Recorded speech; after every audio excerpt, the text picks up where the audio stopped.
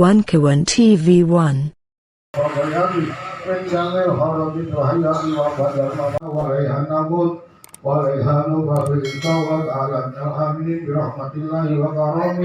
Inna Allaha wa malaikatahu mahalallahu min qawli la ilaha illallah wa masyabanahu min subhanallahi wa bihamdihi. Bismillahirrahmanirrahim. Assalamualaikum warahmatullahi wabarakatuh.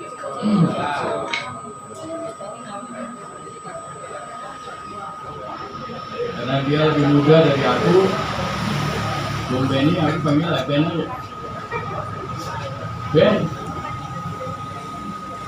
beberapa waktu yang lalu setelah Guntur 49 itu dibuka kembali,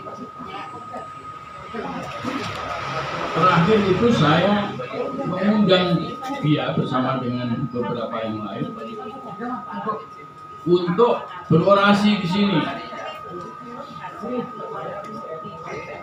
Tetapi saya mendapat jawaban bahwa, waduh, saya ke Semarang, ke Undip, mau bicara di sana. Wah, ya udah. Terpaksa harus diganti dengan yang lain. 3 minggu kemudian mendengar berita Ben sudah berpulang. Jadi waktu saya melayat di pemakaman, saya ketemu sama Nyonya. Saya bilang soal Semarang itu, Bu Benny bilang, oh yang itu nggak jadi. Jadi seperti tadi disampaikan, dia memang kelihatannya sudah nggak begitu sehat. Jadi nggak jadi. Ya tapi kemudian nggak ada kabar, jadi kita di sini tenang-tenang aja. Jadi Benny itu tahun 99 bertemu di KPU, Komisi Pemilihan Umum. Waktu itu ada 48 partai tahun 99. Dan bersama Habibie, anggota KPU itu adalah partai-partai politik. Ada 48.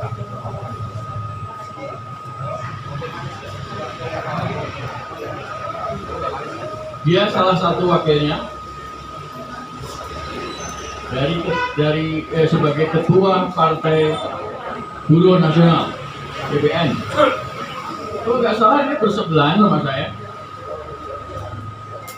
Ada Budi, saya, lalu ada Adi, itu Bambang Sulistomo, kemudian masuk baru juga ada 48 partai. Tetapi Habibie itu hebat. Dia membentuk KPU pemerintah. Dia membentuk KPU pemerintah 5 orang, tetapi suaranya 48. Ini tidak cuma pinter matematik pesawat terbang, tapi dia matematik politik juga. Jadi ketika kemudian sidang-sidang, lalu biasa di antara partai kan ada yang pro dan kontra, terutama partai-partai ya waktu itu kan ada Golkar, P3 sama PDI. Jadi kalau 48 di partai-partai baru dikurangi 3 partai lama kan cuma 45.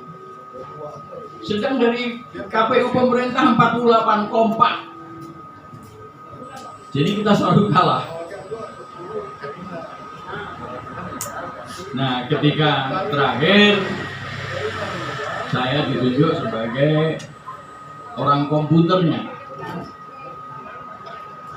Kita menggunakan Cisco Hutch, sistem komputer haji. karena nggak bisa membuat sendiri ya, jadi pakai yang ada aja. Itu namanya Pak Syarwan Hamid yang menggunakan yang memimpin pada waktu itu ya KPU kalau salah ya tahun 97, dia memaksakan menggunakan formulir 97 untuk di computerize. Di tengah jalan macet karena 97 itu partainya cuma 3, sekarang 48, jadi komputernya nggak bisa mikir, berhenti, baru kurang dari 60% sudah stuck. Lalu sama Tobing, siapa ya? Todung Les Tobing. Bukan gitu, Yakob Tobing, ya, orang Golkar yang lari ke PDI. Dia memimpin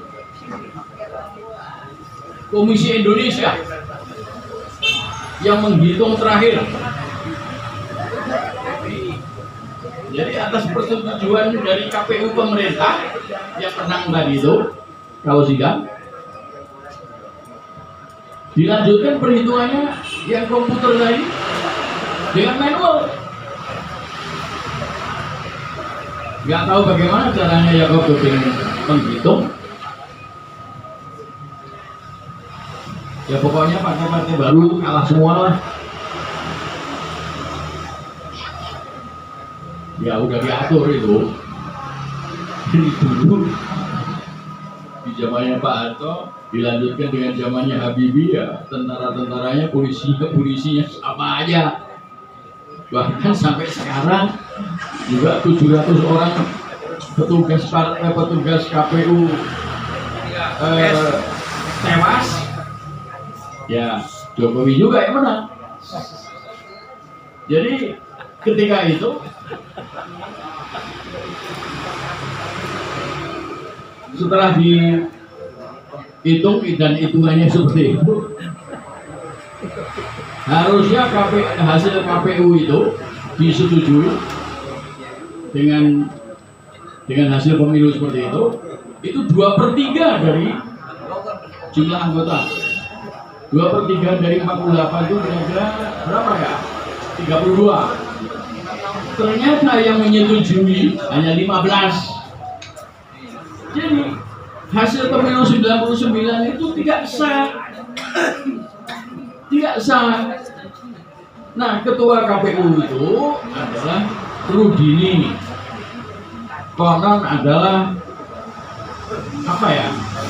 Punya kaitan darah lah sama keluarga Habibie, mungkin dari istrinya ya.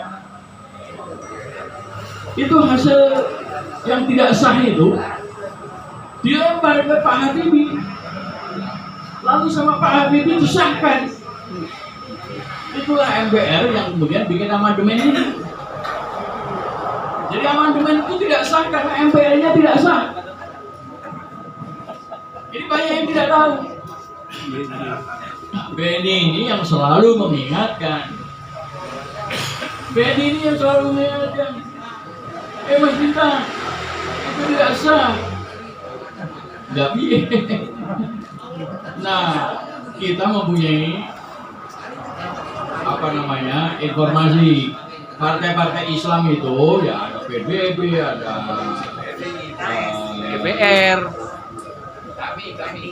PAN, ya yang lain-lain itu yang kira-kira nantinya akan mendukung Habibie sebagai capres, dikasih duit. Itu pengakuan Yusril Issa itu, bahwa kami ini dikasih duit pada waktu itu. Jadi kita selidiki, mungkin penyelidikannya terlampau lama. Gus Dur sudah terlanjur kepilih, Habibie mundur sebagai calon, Gus Dur naik, sama Gus Dur KPU kita dibuarin. Ya itulah nasib ya, sehingga akhirnya yang namanya amandemen itu berlangsung 20 tahun. Amandemen itu sudah 20 tahun nih. Dari 2002 sampai 2022. Nah, itu pengalaman dengan Benny. Pengalaman lain 2006. 2006 saudara Pandapotan Lubis ditangkap polisi karena gambarnya SBY JK dibakar sama dia di depan Hotel Indonesia. Kita membuat 3 baliho besar-besar gambarnya SBY sama JK, ditulis di atas no trust, tidak percaya, di bawahnya tulis down. Maksudnya supaya SBY itu turun. Entah bagaimana itu ada orang lewat dibakar, tangkaplah si Lubis ditangkap, kira-kira ada 4 bulan. Saya kontak sama Benny, Ben, tolongin Lubis, Ben. Wah, gimana caranya? Lu kan pengacara lu. Gini aja deh. Nah, ini pikirannya gila lagi. Kita minta supaya Mahkamah Konstitusi mencabut penghinaan terhadap presiden. Nah, itu Lubis dituduhnya pasal 3134 karena ada baliho, jadi 137-nya masuk, 136 bis nggak masuk. Nah, kita minta kepada Benny dengan pengacaranya, yaitu Klinik Hukum Merdeka. Saya susun gugatan kepada MK. Ya, kebetulan saya kenal baik sama Jimli Asidiki, ketua yang pertama, dan dia juga pengen naik daun. Biasa kan, kalau orang-orang macam Jimli itu pengennya naik daun. Dia mau nggak dapat jabatan, rasanya gerak. Jadi dimenangkan 9 hakim, 5 menang, memenangkan kita 4 menolak. Jadi akhirnya diputuskan pasal 134, 136 bis dan 137 KUHP batal. Dan tidak boleh ada undang-undang baru yang semacam itu. Nah, itu putusan Mahkamah Konstitusi yang harus diingat oleh Jokowi. Jangan main-main kalau mau memberlakukan undang-undang itu, pasal itu, nggak bisa dia. Nah, ini pengalaman saya dengan Benny. Kebetulan Egy Sujana juga kena juga 134 itu. Karena apa? Karena dia menyatakan bahwa ada mobil-mobil mewah masuk ke garasinya SBY. Dibilang menghina lagi. Jadi digabung sama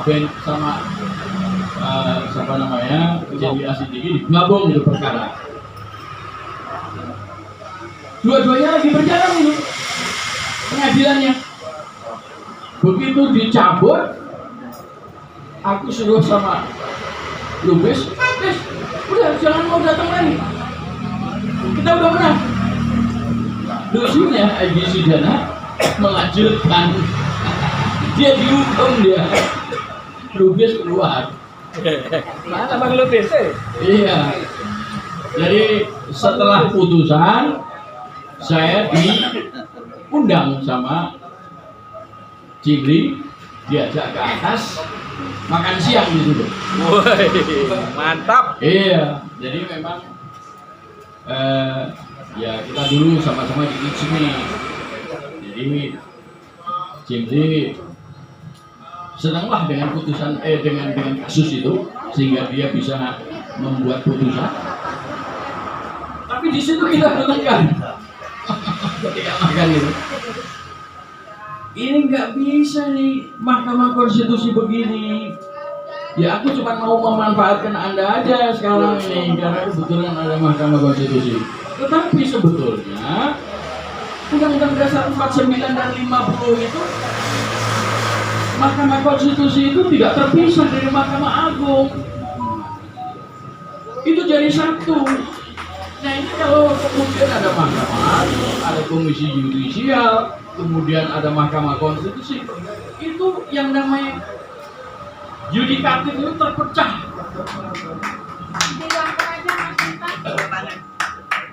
Jadi, nah di situ siapa namanya Cimri Asibi mengatakan kita pakai model Eropa. Kita pakai model Eropa, oleh karena itu ada Mahkamah Konstitusi yang terlepas dari Mahkamah Agung. Kenapa nggak ada model Amerika? Di sana nggak ada Mahkamah Konstitusi. Pertentangannya di situ. Ternyata terbukti Mahkamah Konstitusi itu gombal. Gombal. Judulnya Mahkamah Konstitusi gombal. Oke. Ya. Mantap. Nah, mantap. tetapi saya kira Mahkamah Konstitusi ya agak akan berbuat apa-apa sama kita ya. Coba ketika saya mengatakan Lanyala gombal, saya dikeluarkan dari grup.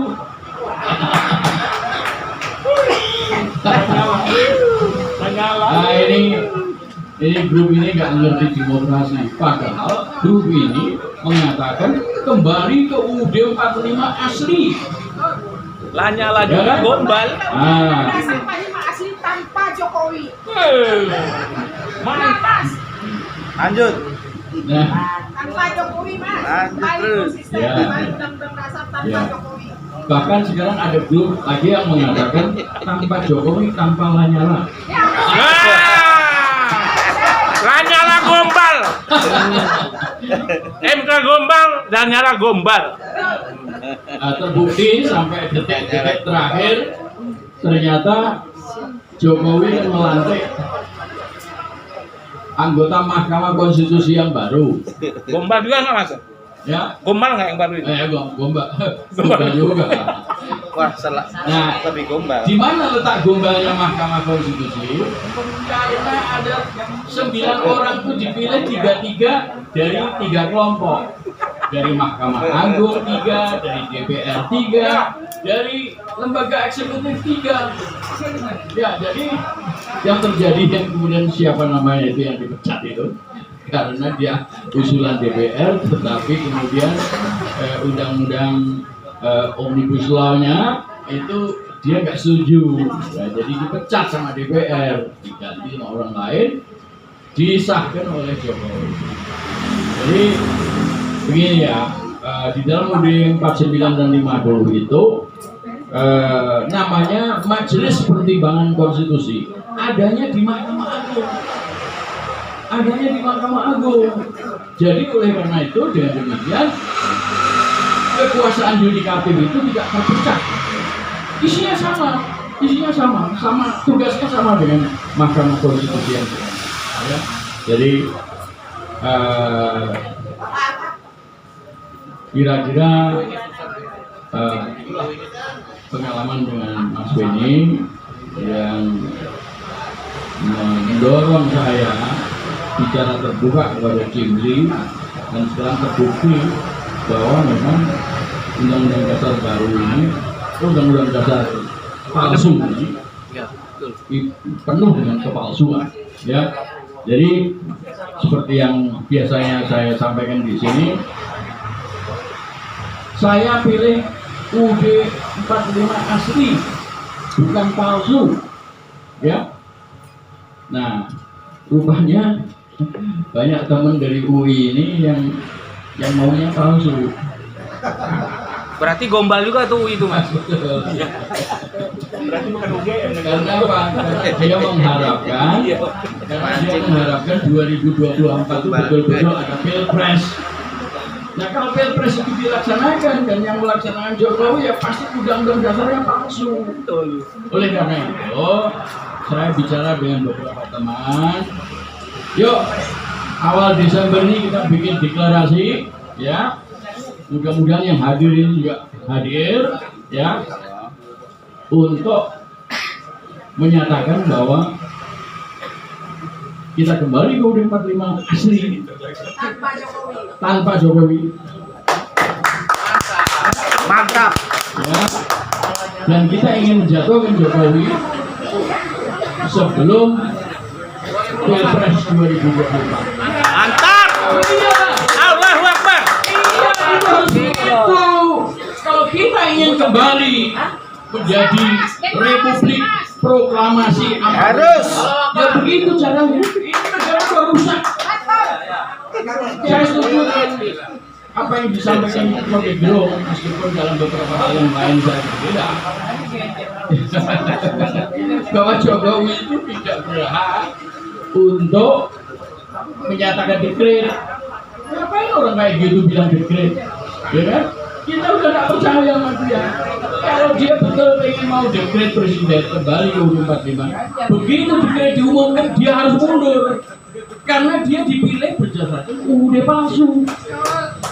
Dia kenapa dia mau ini menjadi bumerang bagi dirinya sendiri? Saya yakin enggak. Jadi ya itu tadi Pak Lanyala-nya Gombang. saya kira saya cukupkan sekian. Terima kasih. Assalamualaikum warahmatullahi wabarakatuh.